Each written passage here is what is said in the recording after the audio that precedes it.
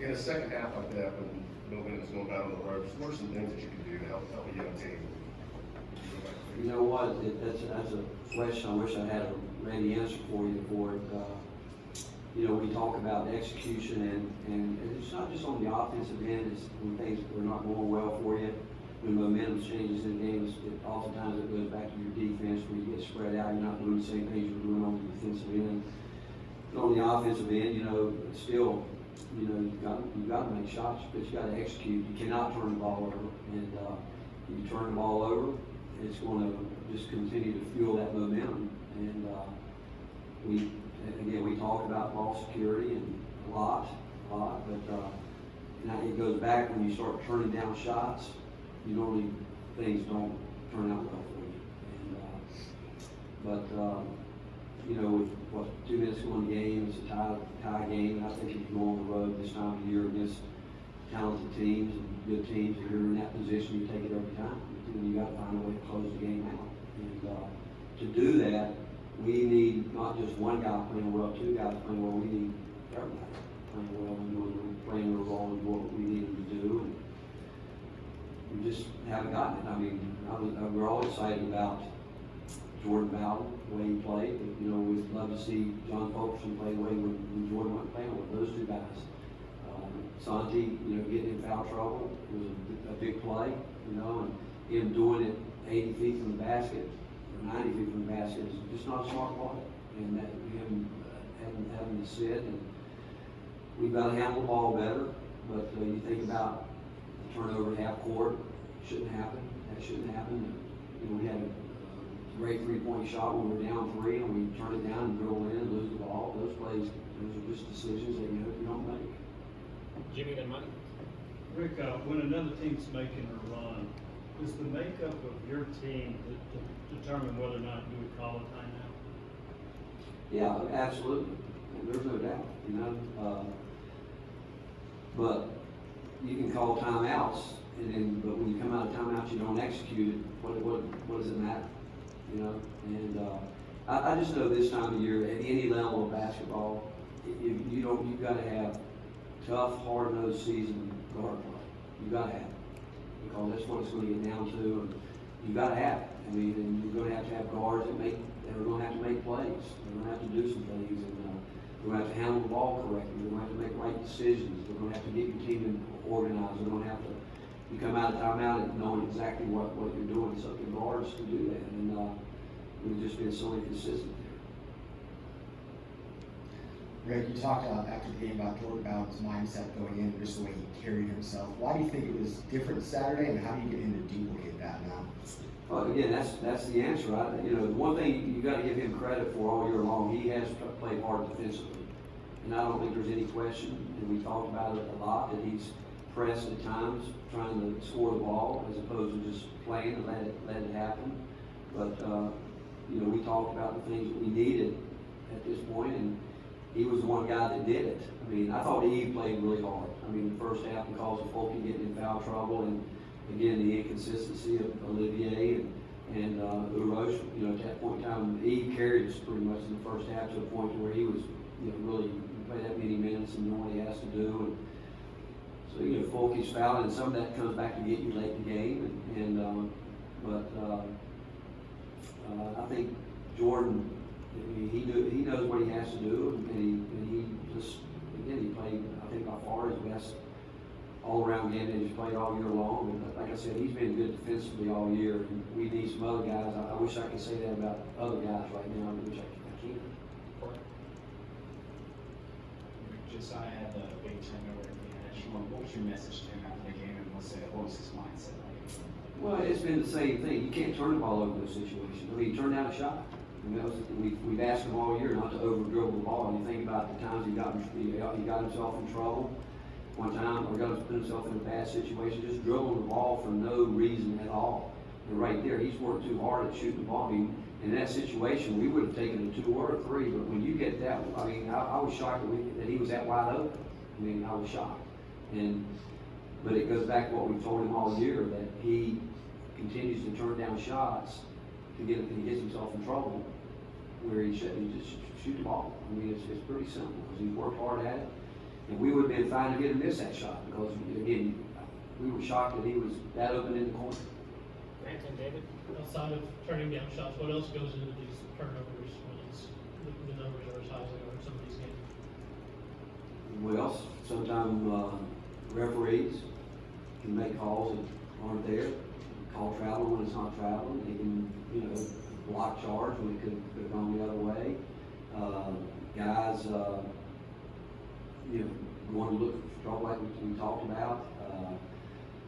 There's a lot of things that go into it. It goes back to decisions, whether it's players' decisions or referees' decisions. There's a lot of things that go into turnovers. I don't think referees are the reason you turn the ball over 25 times. But some of their decisions can lead to guys having won the game that we wish other guys were in there, and some of those turnovers occur. But ours are occurring with guys that are playing a lot of minutes. Santi's played a lot of minutes, but I can tell you he had 2 turnovers. How many did he have the other day? 5. He had 3. He had 3. Should be in charge of 3. 2 of them had nothing to do with it. Josiah's had how many? 6. So again, all 6 of his were turnovers. So it goes back.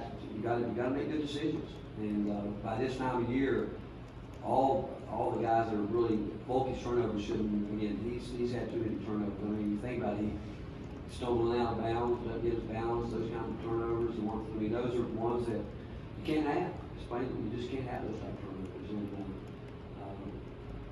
And if there's been a problem, I go back to the game. I can go back all the way to Florida State where we turned the ball over and kept ourselves in the game, called our defense. But it's just been the fact that our guard play, and again, it gets back to, post guys sometimes can, I get that, and they're traffic, but some of the ones that we make, you just can't make. And it just gets down to simple understanding that that's the tough stuff about where you gotta have tough, hard-nosed guard play this time of year, or you're gonna struggle. David and Troy? Rick, you mentioned some of the injuries he's dealt with, but big picture, how would you assess Josiah's first season here? He's had a tough year. I mean, he's been hurt all year long, and when you're in and out of the lineup, and he wasn't feeling great. So he didn't play. He didn't practice the day before, and so at this time of year, we have confidence. Obviously, we think that he can still fight through that, because it's not like we're doing as much as we were in practice. It's a matter of the mindset, and but it's been a tough year for him, and he's done. We've seen him grow in some areas, and then we've seen him take a step backwards. And but we know what he can be. But the biggest thing he's going to have to do now is get himself back to playing as hard as he possibly can and get lost in the game that way. And I think once he understands that consistently, he'll figure it out. Rick, how disheartening is it to still have a team struggling to close out games this late in the season? And is there anything other than just being in those games that you can do to fix that this late season? Well, I would tell you this. I told Clark Kellogg this. If we had this group from the very beginning and no injuries would happen, we'd be way ahead. But that's not the way it's played out this year. Santi's been here. Josiah's been in and out. We haven't had any consistency there, so I know that has a little bit to do with it, even though you get frustrated with it. You don't want to admit it. Coaches don't want to, like when I go into the team today with them and we watch tape, I'm not going to say that to them. I mean, I know it. We know that. I've been doing it too long not to know that, because we still expect them to figure this out right now. And is it frustrating? I think our guys will probably be frustrated with it too, because they made good effort to put themselves in position. But the fact that we haven't finished in some of these games that we should have, it's frustrating. But the one thing I will give these guys is that they continue to work hard, they continue to play hard. Do we have some guys that need to play harder? Absolutely. But I've seen some progress with some guys that we're pleased with, and also we're pleased with what that Jordan Bowden finally came back, and I hope he can continue that going down the stretch. But I can sit here and go through the whole year and tell you it's pretty amazing that we've been able to even put ourselves in some of these games from the beginning. But even when you're there, and when you can't finish it, it's tough. It's frustrating. Jimmy, Rob, and Mike? Rick, is there a concern about this team that the Auburn loss might have a lingering effect? Jimmy, we've lost how many games now? I will be shocked, because these guys, we're getting ready to go play Arkansas, another team that's got a another league's quarterback. So it's not like anything's a given in this league. I mean, you have to earn it. And we play hard enough to earn it, we will. If we don't, we won't. And I don't know. Do I think these guys will hold on to that? If I would have thought that of any game, it would have been South Carolina. Because we really did control that game. And late into the game, you know, when we were up at Auburn, it was a lot of time left, which, you know, and they had the ability to come back, which South Carolina does too, the way South Carolina did. So to answer your question, I'd be shocked at that. You mentioned Arkansas getting Joe back. Just how does that change their dynamic? Like, It spreads the floor. It spreads the floor because he's going to shoot it deep, and he's got great range, and they have given him the ultimate green light to get shots, and they work to get him shots, and so there will be a different team there than they were here. Obviously, they did get Joe back, and they've got Jones, but how much is Adriel Bailey and the way he's shot from three lately? Now they've got three guys really shooting well. Well, they do, and again, you go back, they were arguably the hottest team in our league at the start of the year, and they hit some slides like everybody can, but they continue, when guys go out, other guys get to develop, and they come back in, they got to mesh together, but we know they're going to shoot a lot of threes, and we expect it, and we've got to be ready to defend the three-point line. Can you define what a Euro step is? Well, you can't take two steps. You can't take, you get a layup 1.5 steps. And on that, so you can sidestep with it, but when that fourth foot comes down, it's a trap. And, but you can sidestep, and with the same, 1.5 steps that you have there, but when that pivot foot that you take off, it really comes back down, that's when it's a trap. And, so I don't know if that gives you, maybe I'll put together a tape for you and show it to you. You probably understand. You think it's hard to call? No, I don't. First of all, if referees call traveling every time the game, now that would stop the action a lot. There's a lot of traveling that goes on, that doesn't get called. And, again, I go back to Coach Knight, that was his big thing. He used to talk all the time about traveling and how he thinks his players are more of an advantage than anything, and he's right. If you get by with travel a little bit here or there, it can help you. But it's also hard, with all the speed of the game, it's a hard thing to pick up all the time. Just when you went back and watched the film, what was Fulkerson's problem there in the second half? Was it foul trouble kind of in the first half throwing him off his game? You know what? I can't tell you. He came in the game and he started out like he was going to try to do everything himself, and we played fine. He got it, tried to drive the ball through a turnover. There was no play there at all. But he broke out the offense, and he tried to go do something where, again, he went looking for trouble, or he didn't. He broke out the offense and he found trouble. And then he tried to throw a pass, and physically, I didn't think that he worked as hard as he needed to get his positioning. And if you're playing against John Fulkerson, you're going to get physical with him. You are. And so we try to do different things to get him out in space and let him do that. But he's got to do that. He wasn't rolling hard to the rim like he has. Doing it. So when I look at what he did, his lack of production was based on his lack of execution of what he was supposed to be doing. What is the scouting report on Arkansas? What are your thoughts on that? Well, again, we know we're going to have to defend them at really all three levels when you think about it. We're going to have to be locked in with our transition defense. Got to be locked into personnel. We're going to have to rebound. But again, if we don't take care of the ball, again, we're going to have those same issues. They're going to come up again at some point in time. I don't care if you got a lead, you're playing from behind.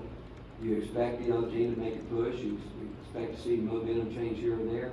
We've got to take care of the ball during those parts of the game where we are not just going to give the ball, you can't. You got to execute and take care of the ball. Coach, you thought a lot about Viscovi and what he's did for you guys. Could you have ever envisioned that he'd be this big piece of the puzzle, that he'd be this important to you at this point in the season? No, that's why I wouldn't earlier question. I would like to have him at the beginning of the year. I think he'd been an even bigger piece of the puzzle. But for what he's done, do I coach him hard now? I do. Do I treat him as if he's been here all year? I do. And because